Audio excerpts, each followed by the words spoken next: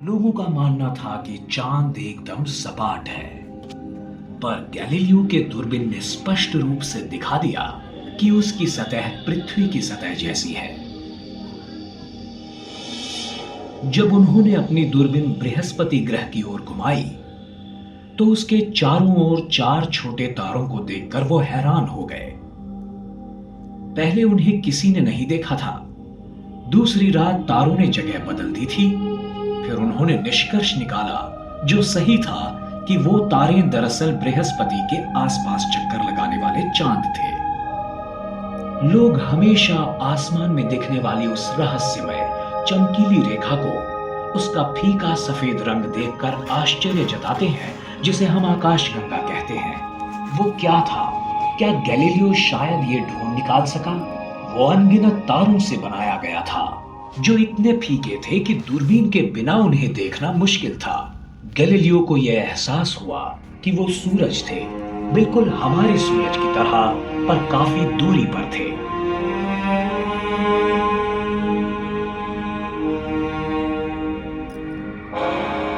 आज हमने विशाल दूरबीनों की रचना की है, जिससे हम गैलीलियो की दूरबीन से कई ज्यादा प्रतिशत दूरी पर देख सकते हैं। ये फोटो हमारे सबसे बेहतरीन दूरबीन से लिया गया है, पर यह पृथ्वी नहीं है।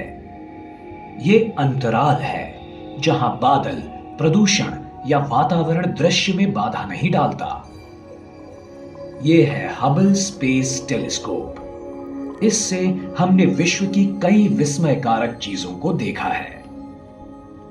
हमारे तंत्र ज्ञान की सहायता से हम गैलीलियो से ज्यादा चीजें जान सकते हैं, लेकिन कुछ महान सवाल रह ही जाते हैं कि विश्व की निर्मिति कैसे हुई, वो कितना बड़ा है, कितने तारे हैं आसमान में, विश्व का भविष्य क्या होगा। वैज्ञानिकों का यह मानना है कि उन्होंने इनमें से कुछ सवालों को हल कर दिया है, पर कुछ अब भी बाकी हैं। ये विश्व सभी रहस्यों में से सबसे महान रहस्य है, और जैसे जैसे हम उसके राज खोलते जाएंगे, वैसे नए आविष्कार सामने आ जाएंगे। कोई भावी वैज्ञानिक ये काम निश्चित करेगा, जो शायद आज ये शो देख रहा हो।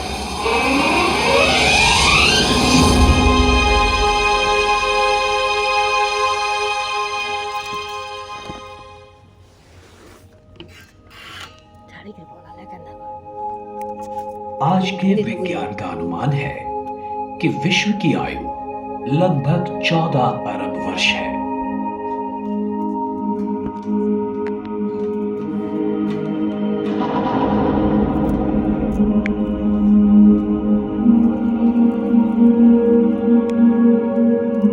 आज तक मिली जानकारी के अनुसार जो भी चीजें अस्तित्व में हैं, उन सभी को ये समेट लेता है। अति सूक्ष्म परमाणु से लेकर पूरी पृथ्वी तक, सूरज और अन्य ग्रहों से लेकर लाखों करोड़ों तारों और अरबों आकाश गंगाओं तक, हर जगह, हर चीज में है ये विश्व। एक न सुलझने वाले रहस्य की तरह है ये। मानवीय इतिहास में घटी आश्चर्यजनक घटनाओं का स्रोत है ये। पिछले कई युगों में हम में से कुछ विद्वान व्यक्तियों ने विश्व के रूप के बारे में कई सिद्धांत पेश किए हैं, अपने पूर्वजों की कल्पनाओं को विस्तृत रूप देकर।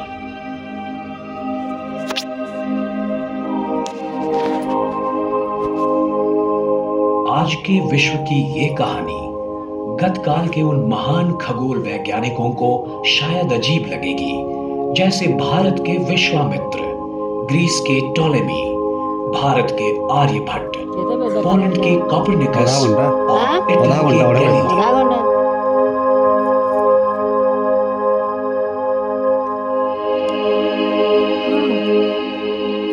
विश्व की शुरुआत कैसे हुई, इस बारे में हमें ठोस जानकारी नहीं है।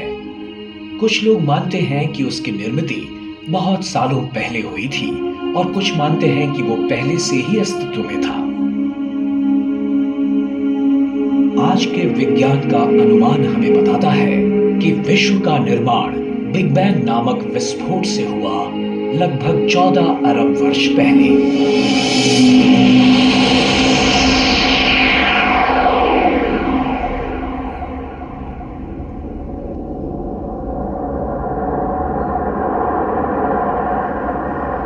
इस सिद्धांत के अनुसार विश्व का पूरा द्रव्य एक छोटी सी गोली के आकार की किसी वस्तु में केंद्रित हुआ होगा। अचानक किसी कारणवश उसमें धमाका हुआ और एक विश्व का निर्माण हुआ जो भयंकर तप्त और बढ़ते हुए आकार का था, जो बाद में धीरे धीरे ठंडा हो गया। जब उसका जन्म हुआ तब वहां सिर्फ ऊर्जा और गुरुत्वाकर्षण ही था। उस ऊर्जा में से कुछ ऊर्जा का रूपांतर हुआ भौतिक पदार्थों में। प्रारंभिक भौतिक पदार्थों में से जन्म हुआ मूल तत्वों का। पहली 30 मिनटों में ही हाइड्रोजन और हीलियम का निर्माण हुआ। बाद में जब तारों का निर्माण हुआ तब उनमें से अन्य मूल तत्वों की निर्मित हुई। लाखों वर्षों तक विस्तारित और ठंडे होने की प्रक्रिया के बाद विश्व ने अपनी प्रारंभिक अवस्था से बाल्यावस्था में प्रवेश किया।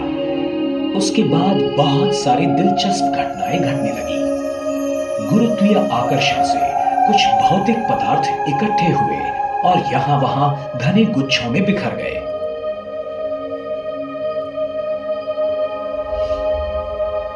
ये वायु और धूल से भरे गुच्छे अंत में ढह गए और आकाश गंगाओं में बदल गए।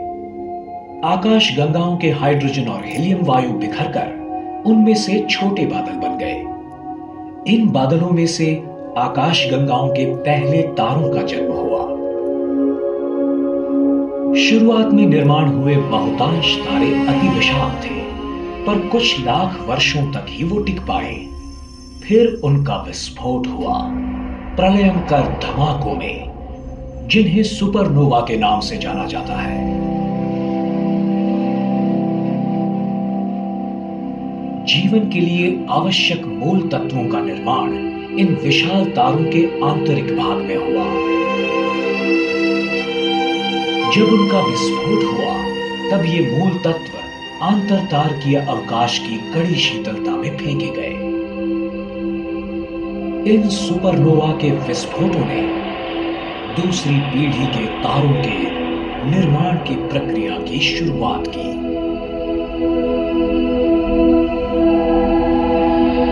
जब तक विश्व की आयु कुछ अरब वर्षों की हुई, तब तक विश्व बहुत जटिल बन चुका था। विश्व की निर्मिति के समय की प्रकाशमान ऊर्जा अब अरबों आकाश गंगाओं के विशाल समुदाय में फैल गई थी। इनमें से कुछ आकाश गंगाएं सर्पिल आकार की हैं, कुछ अंडाकार हैं और अन्य अनियमित आकार की हैं, जो आकाश गंगाओं के टकराव का परिणाम है।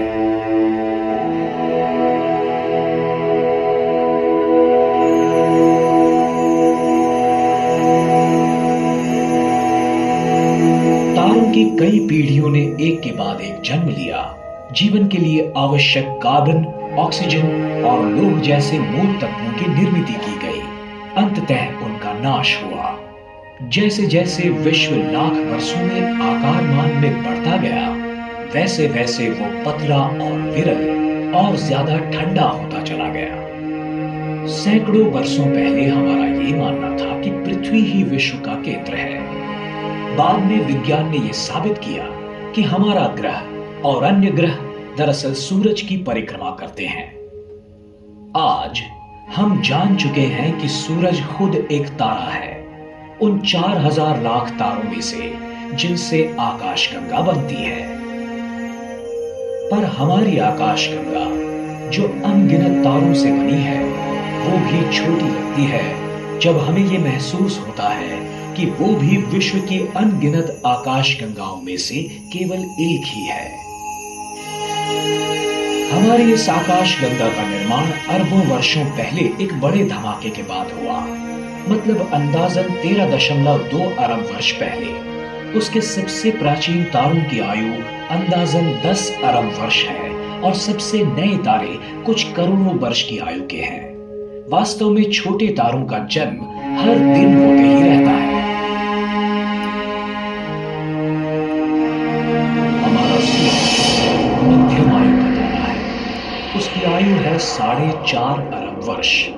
वायु और धूल से भरे एक बादल से उसका जन्म हुआ, जिसे हम सोलार नेबुला के नाम से जानते हैं। एक विस्फोटक तारे की मृत्यु हुई और उसमें से सूरज का जन्म हुआ।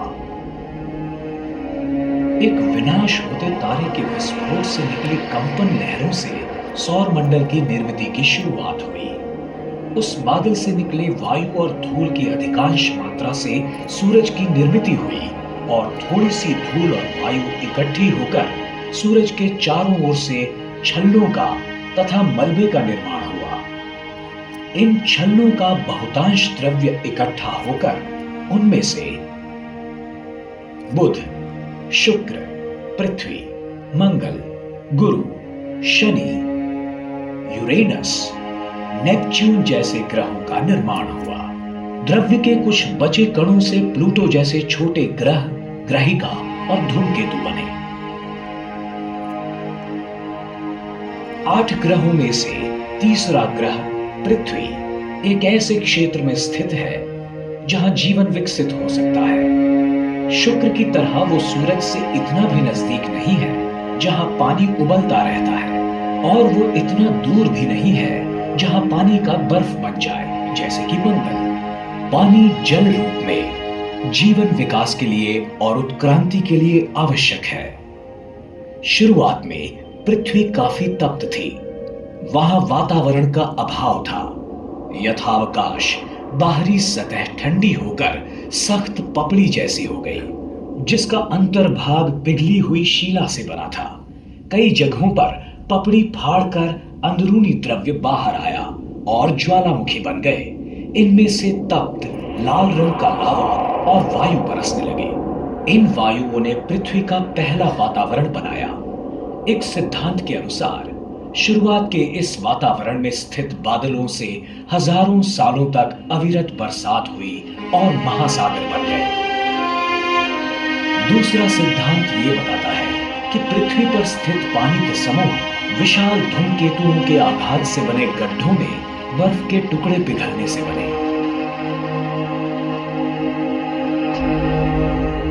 अगर आप हमारे ग्रह का जन्म आसमान से देखते तो नजारा कुछ इस तरह का होता। तकरीबन 4.5 अरब वर्षों पहले सूर्यमंडल के घनीभूत होने की प्रक्रिया शुरू हुई। 2000 करोड़ वर्षों के बाद पृथ्वी का निर्माण हुआ। 3000 लाख वर्षों बाद पृथ्वी पर वातावरण और महासागर बन गए। फिर 5000 लाख वर्ष बीत गए और नीले हरे रंग के शैवाल के रूप में जीवन के आदिम रूप प्रकट हुए।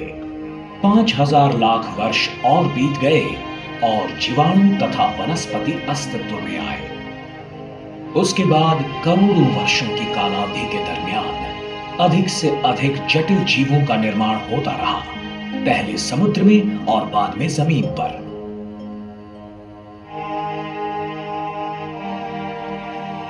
कुछ 2000 लाख वर्षों पहले डायनासोर्स जैसे महाकाय जानवरों ने पृथ्वी पर राज किया। फिर 700 लाख वर्ष पहले एक बड़ी ग्रहिका के विस्फोट से पैदा हुए मौसमी बदलाव के कारण उनका विनाश हुआ और सस्तन प्राणियों की उत्क्रांति की शुरुआत हुई। सबसे पहले थे मानव, जिन्होंने निसर्ग को ही आकार देने की शुरुआत की। हमारे पूर्वजों ने पत्थरों से हथियार बनाए, आग का उपयोग किया और खेती करना सीख लिया।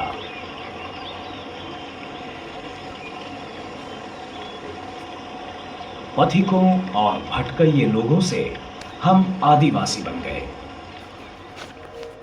जैसे जैसे जीना आसान हुआ, वैसे लोगों को आसमान की ओर देखने का ज्यादा समय मिलने लगा। रात के आसमान में दिखने वाले तारों के फैलाव को देखकर हमारे पूर्वजों ने परिचित आकार तथा प्रतिमाओं की कल्पना की, जिन्हें हम नक्षत्र कहते हैं। आज हम जान गए हैं कि पूरे आसमान में 88 नक्षत्र हैं।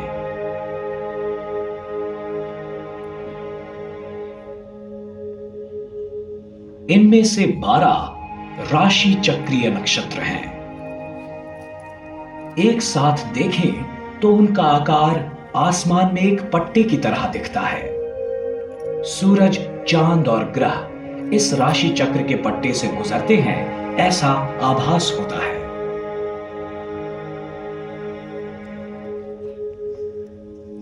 ठंड के दिनों में आसमान में सबसे सुस्पष्ट दिखने वाला नक्षत्र है आर्द्रा, ओरायन यानी शिकारी। थोड़ी सी पश्चिम की ओर है आकाशीय बैल यानी कि वृष, टॉरस, राशि चक्र का एक नक्षत्र।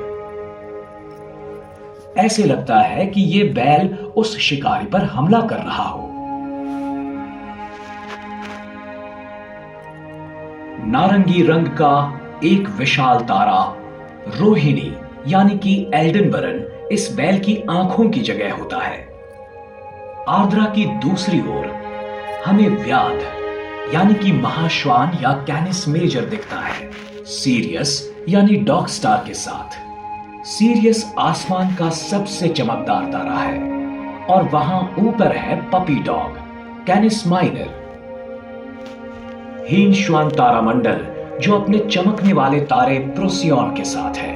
प्राचीन काल में मानव जंगली जानवरों के साथ रहते और उन्हीं को आसमान में देखते थे, जैसे कि भालू। तो वहां है बड़ा भालू, सप्तर्षि या अर्सा मेजर, और नजदीक है छोटा भालू, ध्रुव मत्स्य या अर्सा माइनर। जैसे कि हम देख रहे हैं, बड़े भालू के शरीर से दो तारे सीधे छोटे भालू की पूंछ की ओर निशाना बनाए हुए हैं, जो है ध्रुव तारा यानी कि पोलरिस। उसी के ठीक ऊपर हमें दिख रहा है लोकप्रिय राशि नक्षत्र लियो यानी कि सिंह।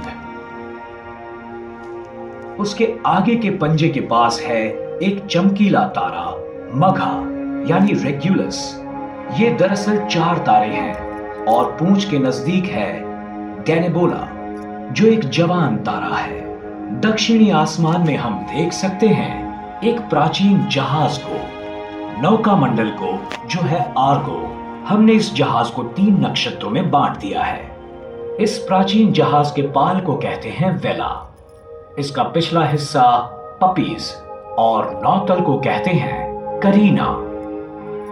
करीना का अगस्ती यानी कैनपस इस आसमान का दूसरा चमकीला तारा है। अगस्ती का उपयोग नौका परिवहन में दिशा दर्शक के रूप में किया जाता है। दक्षिण में एक और नक्षत्र है जिसका उपयोग भी नौका परिवहन में होता है। वो ये है जो 4 तारों से बनता है और आकार में एक क्रूस जैसा है। ये है दक्षिणी क्रूस यानी त्रिशंकु या क्रक्स। त्रिशंकु घेर रहा है एक सबसे बड़ा नक्षत्र नर्तुरंग यानी सेंटोरस को। लोगों को लगता था ये तारे एक सेंटोर के आकार में हैं, जो आधा मानव आधा घोड़ा था। नर्तुरंग के पिछले खुर में आसमान का तीसरा चमकीला तारा अल्फा सेंटोरी है, जिसके नजदीक है प्रोक्सिमा सेंटोरी, जो हमारे लिए रात के आसमान का सबसे नजदीकी तारा है। यहां ग्वारा नक्षत्र में बूटीज द हर्ड्समैन में हमें दिखता है स्वाति तारा यानी आर्कटरस, जो चौथा चमकीला तारा है। आसमान का 5वां चमकीला तारा पूरब की ओर से उदय होते हुए दिखता है। यह है अभिजीत यानी वेगा, जिसका खगोल विद्या विशारदों ने सूरज से भी ज्यादा अभ्यास किया है। अन्य 2 चमकीले तारे डेनेब ऑफ सिग्नस और एल्टेयर ऑफ एक्विला के साथ वेगा एक लोकप्रिय त्रिकोण का आकार धारण करता है, जिसे समर ट्रायंगल कहते हैं, जिसका हर मई में उदय होता है, जो ग्रीष्म ऋतु के आगमन की सूचना देता है। किसी भी समय आसमान की ओर नजर करते हुए हम अपनी आंखों से देखते हैं लगभग 3000 तारे, जिनमें से कुछ ज्यादा चमकीले होते हैं, कुछ फीके और कुछ को तो हम देख ही नहीं पाते। हमारी आकाश गंगा में मौजूद 4000 लाख से भी ज्यादा तारों का ये एक छोटा सा हिस्सा है। विश्व की विशालता को व्यक्त करने के लिए हम प्रकाश वर्ष यानी लाइट ईयर इस शब्द का प्रयोग करते हैं। मतलब एक वर्ष में प्रकाश जितना अंतर काटता है वो। हमारा सौर मंडल आकाश गंगा के केंद्र से 3000 प्रकाश वर्ष दूर है। नग्न आंखों से हमें सबसे दूर दिखती है एंड्रोमीडा आकाशगंगा, जो हमसे 20 लाख प्रकाश वर्ष दूर है। और ये एंड्रोमीडा हमारी सबसे नजदीकी आकाशगंगा है। उसके परे 100 अरब से भी ज्यादा आकाशगंगाएं हैं, जो अरबों प्रकाश वर्ष दूर तक फैली हुई हैं।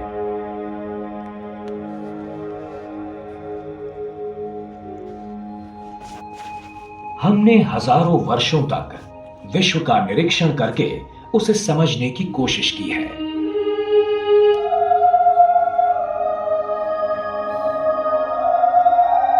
आज हम शक्तिशाली दूरबीन तथा कंप्यूटर्स का उपयोग करते हुए विश्व का एक सुबोध चित्र बनाने की कोशिश में लगे हैं।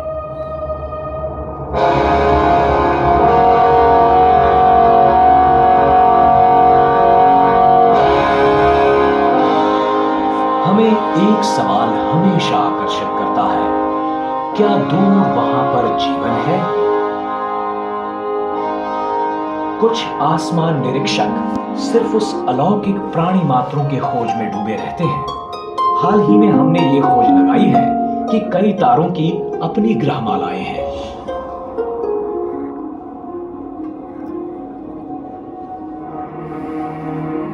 कुछ खगोल वैज्ञानिकों के अनुमान से विश्व में ऐसी अरबों जगह होंगी जहां जीवन संभव हो सकता है, पर अभी तक तो हमें विश्व में अन्य कोई जगह ऐसा कोई सबूत नहीं मिला है।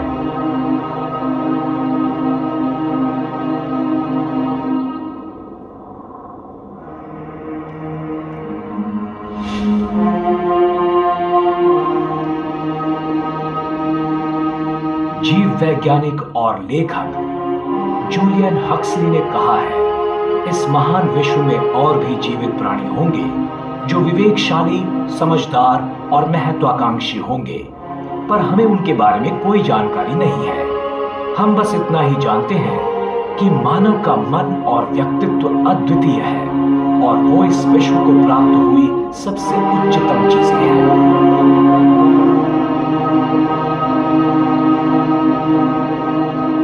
हक्सली ने कहा, मानव इसी वास्तविकता की प्रक्रिया है जिसमें और जिसके माध्यम से वैश्विक प्रक्रिया जागृत हो गई है और स्वयं को सम्मिलित करने लगी है। यानी कि विश्व हमारे बिना अस्तित्व में नहीं रह सकता। जो भी हमारे सामने प्रतीत हो रहा है, हम उसमें स्वेच्छा से शामिल हुए हैं। हम इस असाधारण पैमाने के विश्व के छोटे से भागीदार हैं। बड़ी अजीब बात है कि इस विश्व ने हमें हिस्सेदार बनाया है। प्रजातीय तौर पर हमारा भविष्य विश्व की होने वाली उत्क्रांति पर निर्भर है।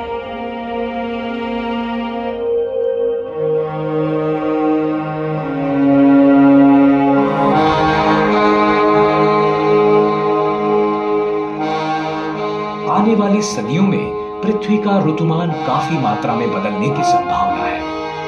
जो महाद्वीप एक दूसरे से अलग हो रहे हैं, एक दिन एक दूसरे से टकरा सकते हैं। इस टकराव में पुराने पर्वत नष्ट होकर नए उभर सकते हैं। डायनासोर्स के समय जैसा हुआ था, वैसे ही एक बड़ी ग्रहिका पृथ्वी पर गिर सकती है।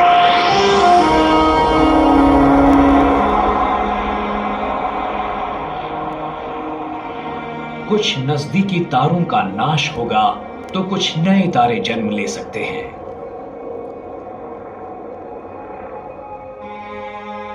अरबों वर्षों के बाद सूरज भी एक महाकाय लाल गोले में प्रसारित हो सकता है और पृथ्वी तथा उसके परे सभी चीजों को समेट सकता है। अतीत में कुछ खगोल वैज्ञानिकों ने सिद्धांत रचा था कि हमारे बढ़ने वाले विश्व की गति में बाधा आ सकती है। वो रुक सकता है और वो डह भी सकता है। पर इस सिद्धांत पर भी सवाल उठाए जा सकते हैं और इसका कारण है खगोल वैज्ञानिकों की हाल ही में लगाई डार्क ऊर्जा या डार्क मैटर की खोज।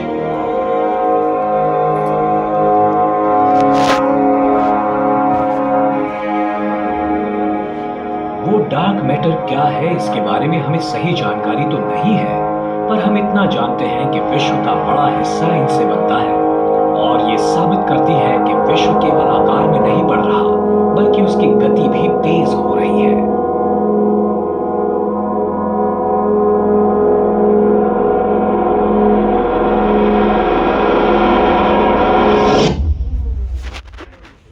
जैसे ही एक महान रहस्य सुलझता है, दूसरा सामने आ जाता है।